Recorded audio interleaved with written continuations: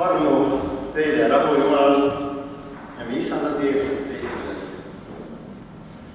Tänase pühapäeva hommikuks ma loeksin jutluse aluseks Matteuse evangeeliumist 2. peatükist valiklused salmid. Tõuse püsti, võta oma kanderaam ja kõnni. Aga et te teaksite, et inimese pojal on meelevald katteks anda maa peal, ta ütles halvatule. Aga sulle ma ütlen, tõuse püsti, võta oma kanderaam ja mine koju. Ja kohe tõusis too püsti, võttis oma kanderaami, läks välja kõigi silma all ja kõik olid hämastunud ja ülistasid Jumalat öeldes, sellist asja pole me elu ilmaski näinud. Aamen.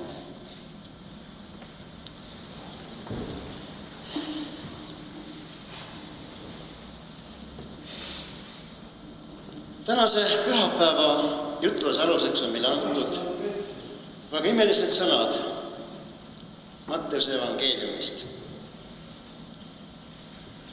Natukene meenutaksime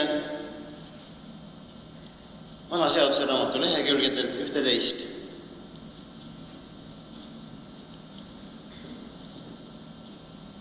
Kuidas on see inimese teekond, õigemini usuteekond, kujunenud läbi pühakirja sõna? Alguses oli ju hoiatus Aadamale ja Eevale, sina ei tohi. Ja siis tuleb Mooses, ametlik kutse. Siis tuleb Abraham.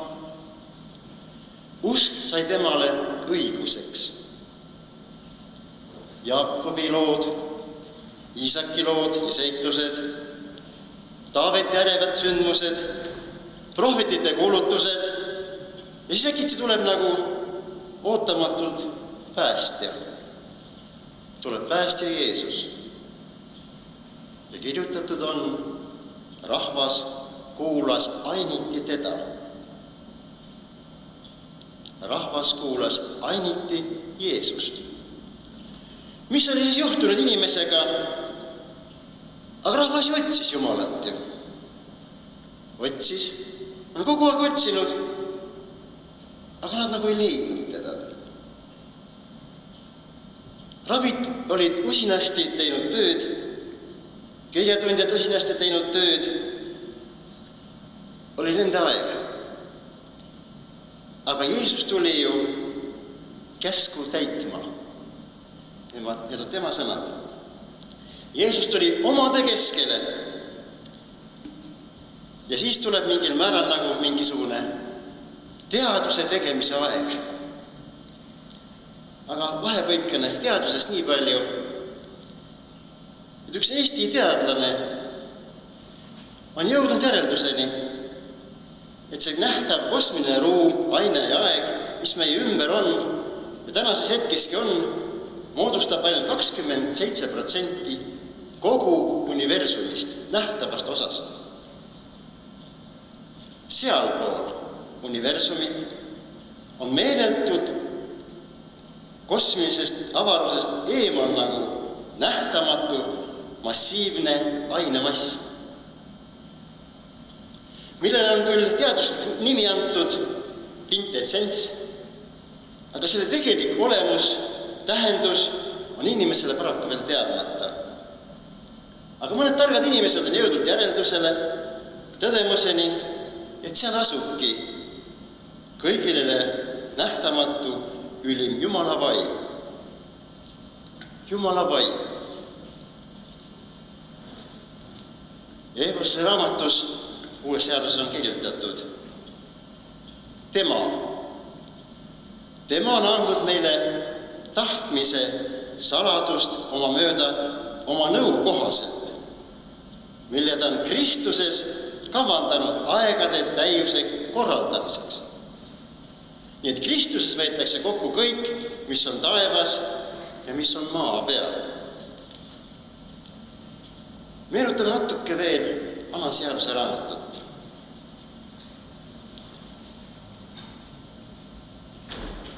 on olemas seadus. On olemas meeleparandus. On olemas Jumala aed. On olemas igavene tuli. On kuulsuse aujärg. On pühamu. On ülemine pühamu ja Messia nimi. Aga mida tähendas meeleparandus vanale heebrealasele?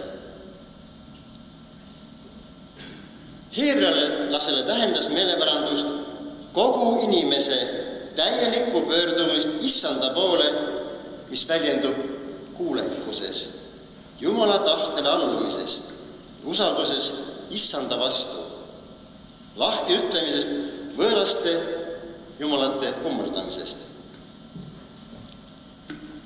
Meeleparandus on siis tagasipöördumine, naasmine, tagasiandmine ja lahti ütlemine patust. Pöördumine usus Jumala poole.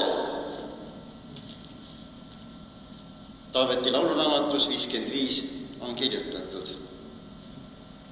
Heida Issanda peale kogu oma koorem ja tema hoolitseb sinu eest. Ta ei lase iialgi kõikuda õiget. Ja veel, samas psalmides on kirjutatud, veereta Issanda peale oma tee ja looda tema peale, küll ta teeb ja toob sinu õiguse välja kui valguse ja sinu kohtu kui südapäeva selguse. Astume natukene veel sügavamale vana seaduseraamatu lehekülgedel. Seal on kirjutatud üks huvitav lause, õigemini mitu on neid. Hea silm ja leplik meel, alandlik vaim, see on Abrahami jünger. Kuri silm, ahne meel ja suurene vaim, see on Bileami jünger. Ehk tasuks siit natukene märksõnad meelde jätta. Kes on siis Abrahami jünger? Kui usuisa õpilane. Hea silm, tasane hing ja alandlik meel. Õpetussõnades 8.21 on kirjutatud, et anda jõukust neile, kes mind armastavad ja täita nende varakambrid. Issand ise täidab inimese südame. See ongi meie varakamber. Jumal, taevan isa on ise kogu maailma ja ajaloo valitseja. Ja äkitsi küsib siis inimene, kuhu me oleme minemas? Kuhu me oleme teel? Aga veel üks asi. Kas inimene tegelikkuses ikkagi tunneb oma peremeest?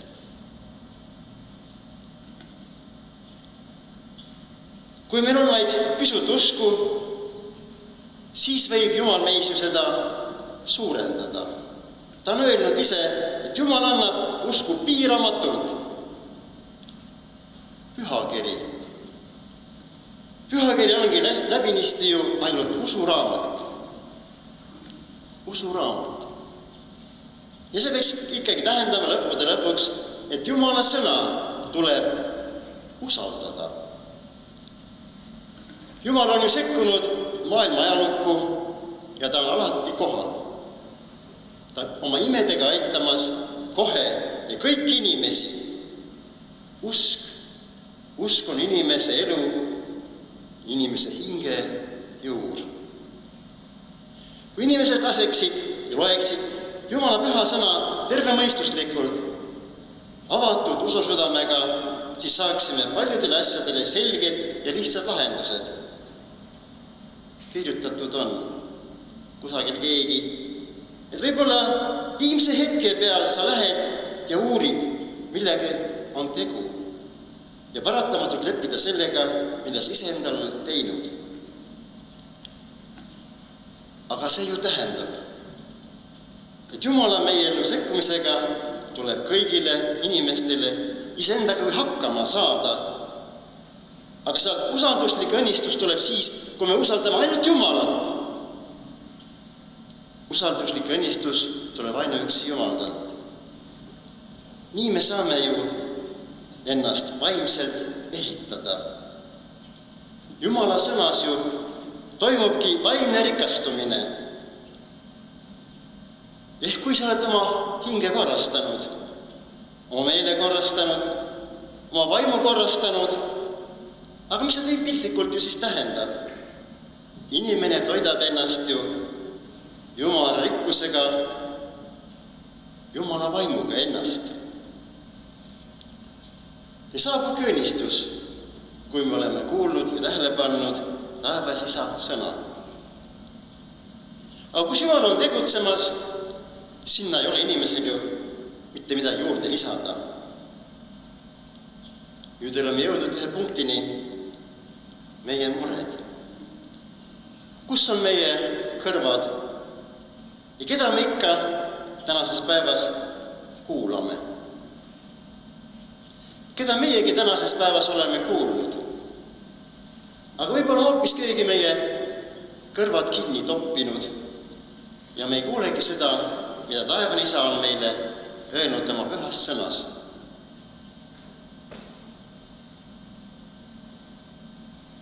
Elame külluslikus informatsioonikülluses. Küllus küllusele lisaks, eks ole ju. On nii-öelda ka neid hullutajaid, kes tulevad ja meie mõtlemise võib-olla õnnestavad nõnda, et pärast ise ka ei saa aru, mida sa mõtlesid, mida sa öelsid. Meil on kõrvas osistajaid palju. Kas on? Aga inimese ülim teadmine on ikkagi taevase päritoluga. Vaimne musk on õige arusaamine maailma asjadest, tuleb meil ju vaimselt tasandilt. Pole olemas olnud ühtki ajastut, kus poleks olnud nii-öelda veidraid sosistajaid. Aga praeguse aja mõttes ehk on väga palju neid, kes inimest lihtsalt oma lobujuttudega tüütavad. Aga Jumala igavesel armastusel on ju põhjus ja tähendus. Inimene saab lepitada oma süü meeleparanduse, palvega ja vankumatu usaldusega oma looja vastu. Meil on ainult üks pääsetee. See on Jeesus Kristus.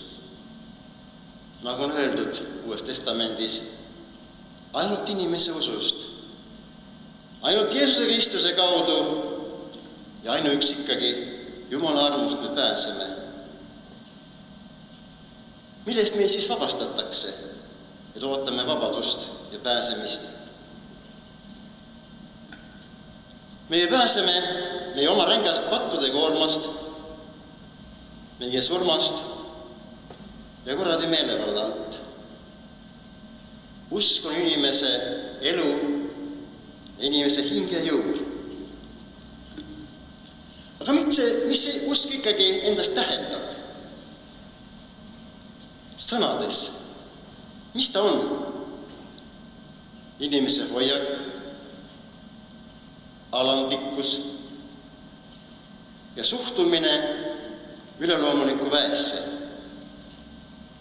Usk on ju Jumala usaldus.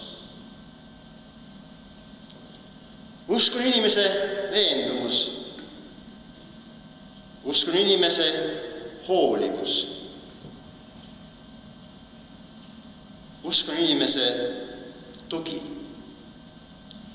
Tugi eluks ja pealegi veel igaveseks eluks.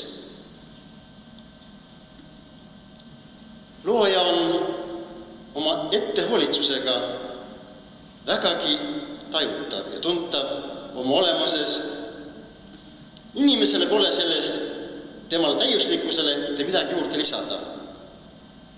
1000 aastat tagasi on üks Nareki Grigor kirjutanud nutulaulude raamatus. Me ei suuda täielikult tabada Jumala täiuslikkust. Ei suuda. Mis on siis viga? Mida see inimene on otsinud? Kuhu ta on nagu stoppama jäänud siis? Mis meil viga on, et me ei suuda mõista Jumala täielikku sõna? Aga kirjutatud sõna on ikkagi pühakirjas Jumala sõna. See on inimesele südame valguseks ja õige suuna näitajaks inimese teekonnal siin maailmas. Kirjutatud on oma sõna õiguse tunnistajaks kutsub looja nii taeva kui maa. Jumal ise kutsub oma sõnade õiguse tunnistajaks nii taeva kui maa. Täna me kuulsime juba, mida ütles Jeesus sellele halvatule. Ja ütleb tänagi meile, kõigile usklikele, mine, sinu patud on sulle andeks antud. Aga see on ju Jumala tahte täitmine, on inimese elu. Alustasin oma meeldetuletust siit vanast seaduse raamatust ja lõpetan prohvet Jeremiia sõnadega. Issand, tee mind terveks. Issand, siis ma saan terveks ja aita mind ja siis ma saan abi. Mis siis jääb meil üle? Inimese tervemõistuslikkuseks tunnistuseks on, et ta iga päev uurib pühakirja. Ta annab meile oskuse oodata, oskuse mõelda ja oskuse õieti otsustada. Just nimelt siin, täna ja praegu. Nii et meil ei jää mitte midagi muud üle, kui kuulata Jumala sõna, mõista ja hinnata. Ja hinnata õigesti seda, mida meile räägib pühakiri. Aamen.